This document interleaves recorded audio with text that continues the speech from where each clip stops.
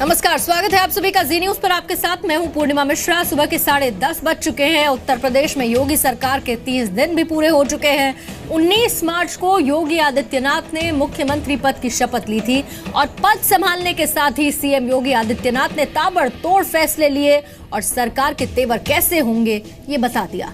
महिलाओं की सुरक्षा से लेकर गाय की सुरक्षा तक बीजेपी के संकल्प पत्र में किए एक एक वादे को लेकर योगी सरकार एक्शन में है। किसानों के कर्ज माफी का मामला हो या फिर एंटी रोमियो स्क्वाड हो, उसका गठन, शहर और गांव में बिजली सप्लाई हो या फिर सरकारी दफ्तरों में सफाई और अफसरों की मौजूदगी, एक से एक बढ़कर ताबड़तोड़ फैसले अब तक योगी सरकार ने लिए हैं। योगी सरकार के 30 दिन पूरे होने पर जी न्यूज दिन भर बड़ी कवरेज कर रहा है। हमारे रिपोर्टर्स मौके पर मौजूद हैं और पूरी तकनीकी विश्वसनीयता के साथ हम इस खबर पर आपको अपडेट देते रहेंगे।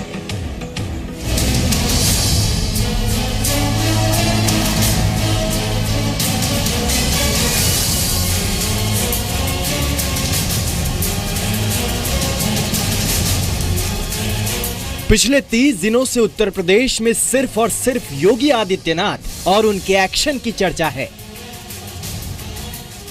जितनी जल्दी हो सकता हो हम प्रदेश के प्रत्येक जनता को हम लोग बिजली उपलब्ध कराएंगे। पीडब्ल्यूडी विभाग को एक बात के लिए कहा है कि 15 जून तक उत्तर प्रदेश के अंदर सभी सड़कें गड्ढा मुक्त हो जानी चाहिए, इसकी व्यवस्था सुनिश्चित कर दें। मैं स्वयं स्वच्छता के प्रति सजग रहूंगा और उसके लिए समय दूंगा, कट नहीं करूंगा।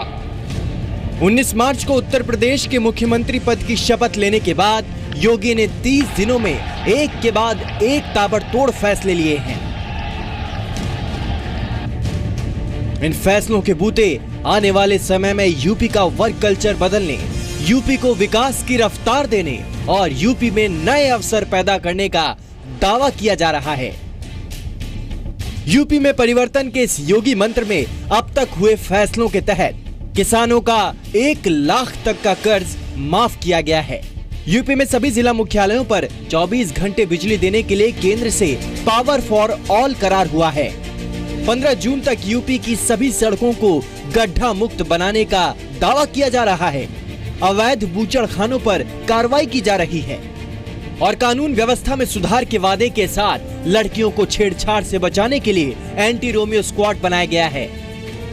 मैं प्रशासन को इस बात के लिए स्पष्ट कहूंगा कि राह चलते हुए नौजवानों पर सहमति के साथ बैठी भी कोई 2 युवक और युवती है, राह चल रहे हैं, आपसी सहमति से बातचीत कर रहे हैं, उनको कतई न छेड़ा जाए।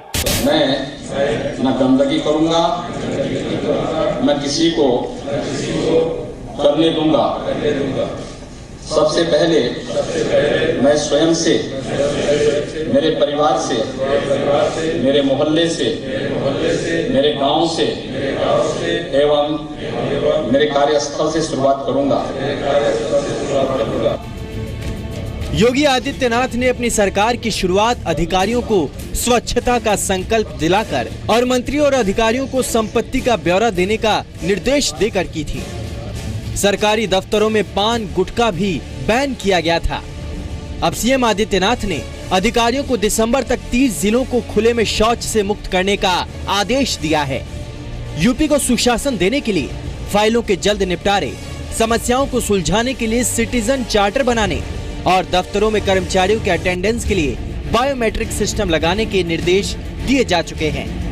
योगी सरकार के मंत्रियों ने अपने कामकाज का प्रेजेंटेशन भी मुख्यमंत्री को दिया था।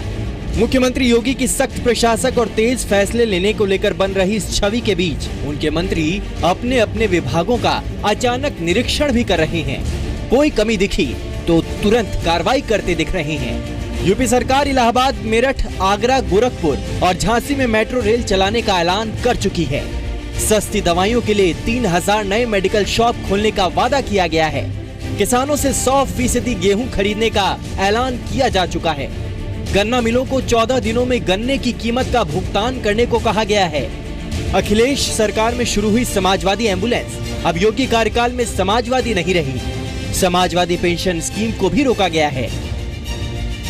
लखनऊ में गोमती रिवर फ्रंट प्रोजेक्ट की जांच के आदेश दिए गए हैं। वक्फ बोर्ड में भ्रष्टाचार के मसले पर भी जांच होगी।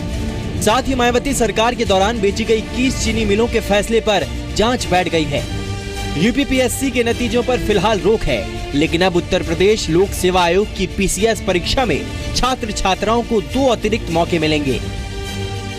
योगी सरकार शिक्षा व्यवस्था को सुधारने का दावा कर रही है और स्कूलों में पढ़ाई का माहौल बनाने के लिए गैर जरूरी छुट्टियों का कल्चर खत्म किया जा रहा है।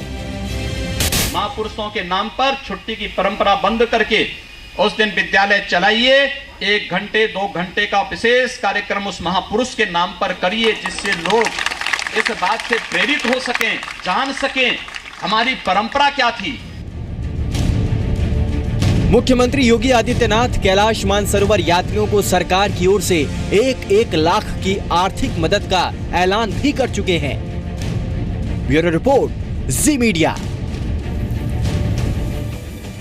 सीएम योगी आदित्यनाथ की ऐसी कहानी देखिए जो उनके पहले की छवि को देखते हुए अब भी अविश्वसनीय सी लगती है।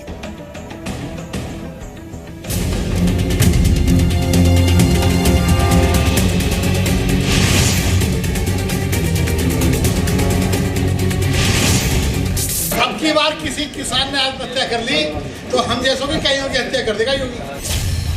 700 घंटे में सबसे अलग सीएम कैसे बने योगी?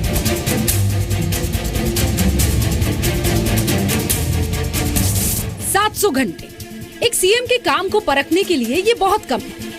700 घंटे किसी सीएम या किसी भी इंसान को अलग पहचान बनाने के लिए बहुत कम है, लेकिन योगी ने सीएम बनने के बाद सिर्फ 700 घंटे में अपनी इमेज बदल दी, अपनी अलग पहचान बना ली। लीक से हटकर लकीर खींच रहे सीएम योगी आदित्यनाथ की अविश्वसनीय कहानी आपको भी सोचने पर मजबूर कर देगी। योगी की अविश्वसनीय कहानी, महापुरुषों के नाम पर छुट्टी नहीं। हर महापुरुष के नाम पर स्कूल को बंद कर दो। महापुरुषों के नाम पर छुट्टी की परंपरा बंद करके उस दिन विद्यालय चलाइए। 1 घंटे 2 घंटे का विशेष कार्यक्रम उस महापुरुष के नाम पर करिए, जिससे लोग इस बात से प्रेरित हो सकें, जान सकें हमारी परंपरा क्या थी। किसने सोचा था कि कोई सीएम स्कूलों में महापुरुषों के नाम पर छुट्टी देने की नहीं, छुट्टी बंद करने की बात करेगा?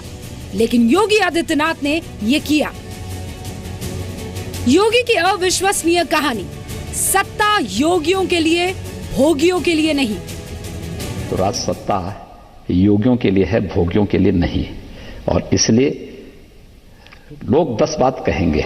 हमने कहा ना, हम बोलेंगे नहीं, लेकिन हमारा कार्य बोलेगा। योगी की अविश्वसनीय कहानी, ऊर्जा अधिकारी गोद लेंगे गांव। जहां पर 24 घंटे बिजली होगी वह उत्तर प्रदेश होगा, जहां की सड़कें गड्ढा मुक्त हो वह उत्तर प्रदेश होगा, और जहां कानून का राज होगा वह उत्तर प्रदेश होगा। क्या आपने ये सोचा था कि उत्तर प्रदेश के सीएम योगी आदित्यनाथ बिजली विभाग के अधिकारियों को गांव गोद लेने के निर्देश दे सकते हैं? सीएम योगी ने बिजली विभाग के अधिकारियों को निर्देश दिया कि वो एक-एक गांव गोद ले, ताकि उस गांव में बिजली की व्यवस्था सुधर सके। अगर इस दौरान गांव में बिजली को लेकर कोई गड़बड़ी पाई जाती है तो इसकी जवाबदेही पूरी तरह से गांव गोद लेने वाले अधिकारी की होगी। अधिशासी अभियंता से लेकर अवर अभियंता तक 1 साल के लिए एक-एक गांव गोद लेंगे। योगी की अविश्वसनीय कहानी, अनाज और इलाज के बिना कोई मरे नहीं। मैंने इस बात को कह दिया है, किसी जिले में भूख से मौत होगी तो जिलाधिकारी जवाबदेह होगा। स्वास्थ्य सुविधा के अभाव में किसी बच्चे की मौत हुई तो सीएमओ उसके लिए जिम्मेदार होगा। अपनी जिम्मेदारी को तय कर लें और फिर हम इसके बाद कोई दलील कहीं से सुनने को तैयार नहीं है। योगी का ये फरमान अधिकारियों के लिए आफत जरूर है, लेकिन यूपी के आम लोगों के लिए वरदान है। क्या ऐसी पहल इससे पहले यूपी में किसी सीएम ने की थी?